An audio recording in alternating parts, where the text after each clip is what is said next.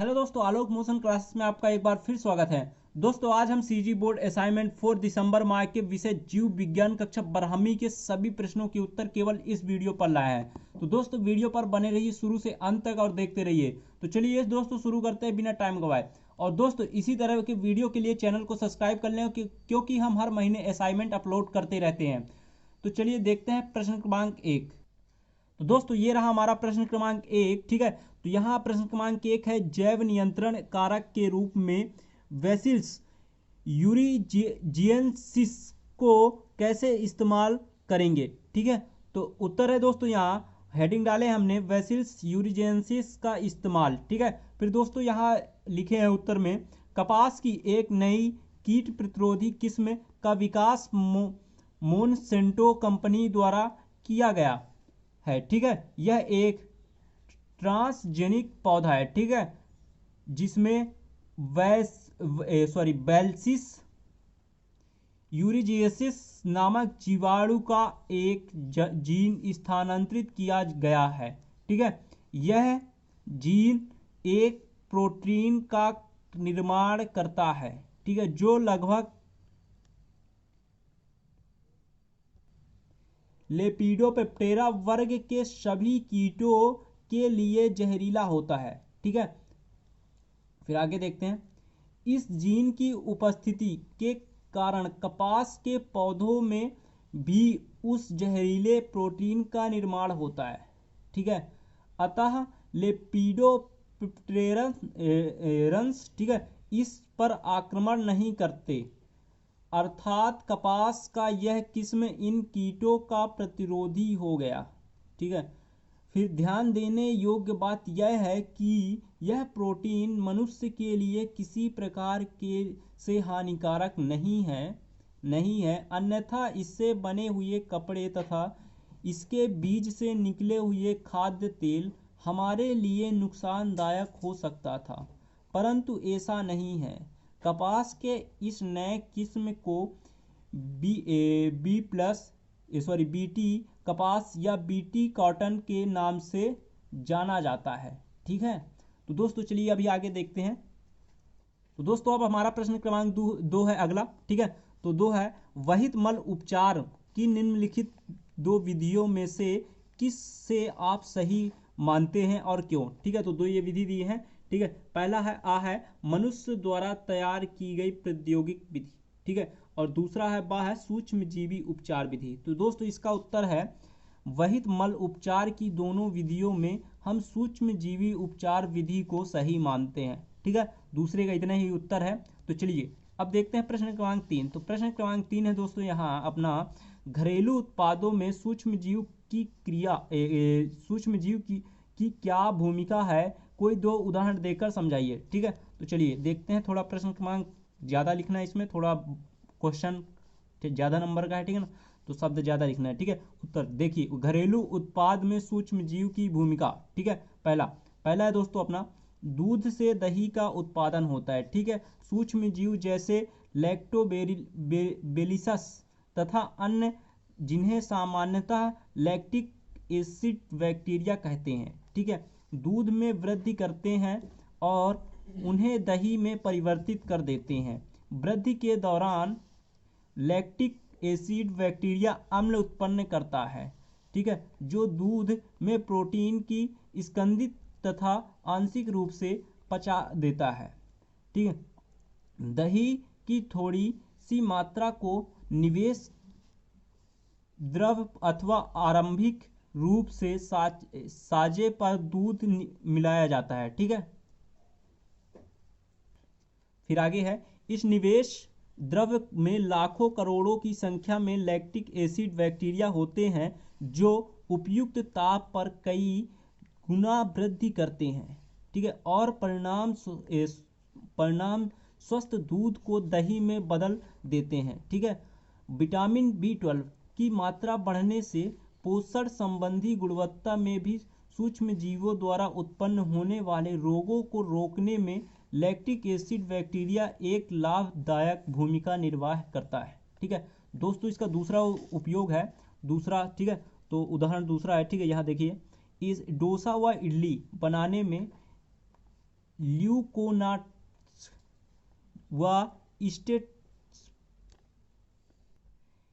Streptococcus, ठीक है, फीकेलिस जीवाणु का प्रयोग किया जाता है। ठीक है, आटे में यह किण्वन ठीक है की प्रक्रिया करते हैं, जिसमें यह CO2 गैस का उत्पादन होता है और आटा फूल जाता है। ठीक है, तो ये दोस्तों दूसरा उदाहरण है। ठीक है, चलते हैं प्रश्न क्रमांक 4 की ओर अपने। ठीक है,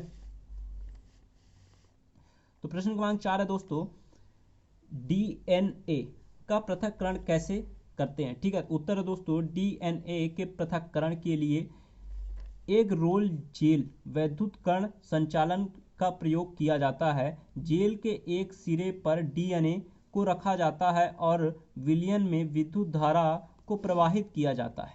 ठीक है, जिसमें इलेक्ट्रोड DNA को अपनी ओर खींचता है। चूंकि जो इलेक्ट्रोड धनात्मक होता है वह DNA को ऋणात्मक भाग को अपनी तरफ खींच लेता है। ठीक है, और ऋणात्मक होने की वजह से ये धनात्मक इलेक्ट्रोड की तरफ आसानी से चला जाता है। ठीक है, अभी आगे है दोस्तों, और इसी तरह DNA को आसानी से पृथक कर लिया जाता है। ठीक है, अब दोस्तों प्रश्न क्रमांक 5 देखते हैं। प्रश्न क्रमांक 5 है अपना।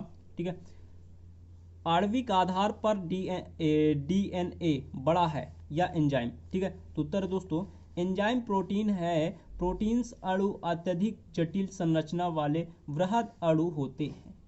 इनका निर्माण अमीनो अम्ल से होता है।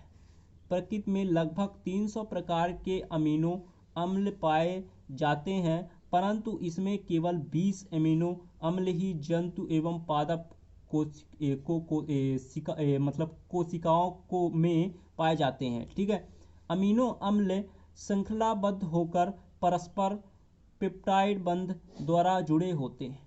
ठीक है, प्रत्येक प्रोटीन अणु भी पॉलीपेप्टाइड श्रृंखला में अमीनो अम्ल का क्रम विशिष्ट प्रकार का होता है। प्रोटीन्स का आणविक भार बहुत अधिक होता है। विभिन्न अमीनो अम्ल से बनने वाली प्रोटीन्स विभिन्न प्रकार की होती है। ठीक है, हमारे शरीर लगभग 50,000 प्रकार के प्रोटीन्स पाए जाते हैं। ठीक है, DNA में जैविक वृहद अणु जटिल संरचना वाले होते हैं। ठीक है, ये प्रोटीन्स एंजाइम से भी बड़े जैविक गुरु अणु होते हैं। ठीक है, अब दोस्तों आगे देखते हैं। इनका अणु भार 10⁻⁶ से 10⁻⁹ डाल्टन तक होता है। ठीक है, DNA अणु पॉलीन्यूक्लियोटाइड श्रृंखला में बना होता है। ठीक है, DNA में कम अणु भार वाले mRNA